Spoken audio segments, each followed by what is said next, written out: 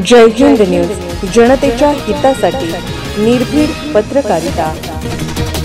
Police मुख्यालय सांगली येथे police स्मृती दिन परेड 2025 संपन्न। आज दिनांक 21/10/2025 रोजी पोलीस मुख्यालय सांगली येथील शहीद स्मारक येथे पोलीस स्मृती दिन परेड संपन्न झाले। दिनांक 21 ऑक्टोबर 1959 या दिवशी लडाख येथे हॉट स्प्रिंग या ठिकाणी केंद्रीय राखीव पोलीस दलातील 10 शूर शिपायांच्या तुकडीवर चीनी लष्कराच्या सैन्याने पूर्वतयारीनिशी हल्ला केला। त्या 10 शूर वीरांनी शत्रूशी निकराची लढत देऊन देशासाठी आपले देह धारातीर्थी ठेवले। तेव्हापासून 21 ऑक्टोबर हा दिवस देशातील सर्व पोलीस दलाचे वतीने पोलीस स्मृती दिन म्हणून पाळला जात आहे।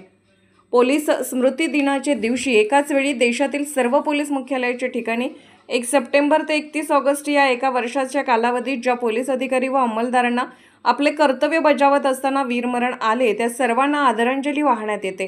दिनांक 1 सप्टेंबर 2025 ते 31 ऑगस्ट 2025 या कालावधीत देशातील सर्व राज्यातील एकूण 191 पोलीस अधिकारी व अंमलदार यांनी आपले कर्तव्य बजावत असताना देह धारातीर्थी ठेवले।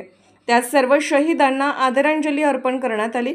1 सप्टेंबर 2024 ते दिनांक 31 ऑगस्ट 2025 या कालावधीत कर्तव्य बजावत असताना विविध राज्यातील निमलष्करी दलामधील ज्या पोलीस अधिकारी व अंमलदार यांना असीम ध्येयनिष्ठेने आपले कर्तव्य बजावत असताना वीरगती प्राप्त झाली त्या वंदनीय वीरश्रेष्ठांना श्रद्धांजली अर्पण करण्याकरता आज आपण इथे जमलो आहोत। त्या वीर जवानांची नावं आता वाचण्यात येतील। त्यांच्या पवित्र स्मृतींना मी आपणा सर्वांच्या वतीनं विनम्रपणे अभिवादन करतो। जय हिंद। सदर परेडचे नेतृत्व श्री बाळूतात्या आलदर, राखीव पोलीस निरीक्षक, पोलीस मुख्यालय सांगली यांनी केले। सदर परेडमध्ये 30 पोलीस अंमलदारांचे सशस्त्र पथक सहभागी झाले होते। सदर पथकाने परेडच्या वेळी हवेमध्ये बंदुकीच्या फैरी झाडून शहीदांना मानवंदना दिली।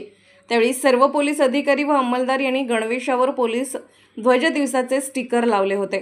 सदर कार्यक्रमाचे प्रमुख पाहुणे म्हणून माननीय श्री संदीप घुगे, पोलीस अधीक्षक सांगली हे उपस्थित होते। तसेच श्री प्रणिल गिल्डा, उपविभागीय पोलीस अधिकारी मिरज विभाग, श्री संजय मोरे, पोलीस उप अधीक्षक मुख्यालय हे उपस्थित होते। तसेच सदर कार्यक्रमासाठी अन्य पोलीस अधिकारी, पोलीस अंमलदार, मंत्रालयीन स्टाफ हजर होते। सदर कार्यक्रमाचे सूत्रसंचालन सेवानिवृत्त पोलीस उपनिरीक्षक बाळासाहेब माळी यांनी केले।